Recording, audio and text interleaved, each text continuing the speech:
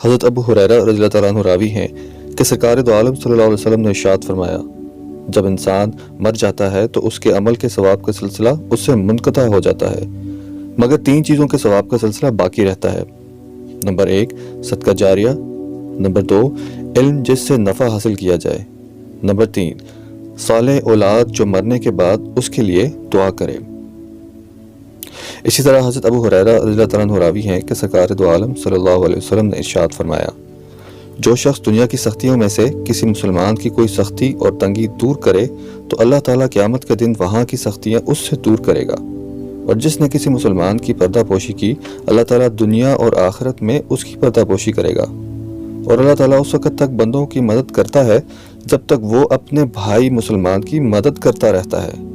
اور جو شخص علم کی تلاش میں کسی راستے پر چلتا ہے تو اللہ تعالیٰ اس پر جنت کے راستے کو آسان کر دیتا ہے، اور جب کوئی جماعت خدا کے گھر مسجد یا مدرسے میں قرآن پڑھاتی ہے تو اس پر خدا کی جانب سے تسکین نازل ہوتی ہے، رحمت خداوندی اس کو اپنے اندر چھپا لیتی ہے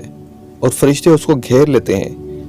نیز اللہ تعالیٰ اس جماعت کا ذکر ان فرشتوں میں کرتا ہے جو اس کے پاس رہتے ہیں، اور جس نے عمل میں تاخیر کی آخرت میں اس کا نصب کام نہیں آئے گا۔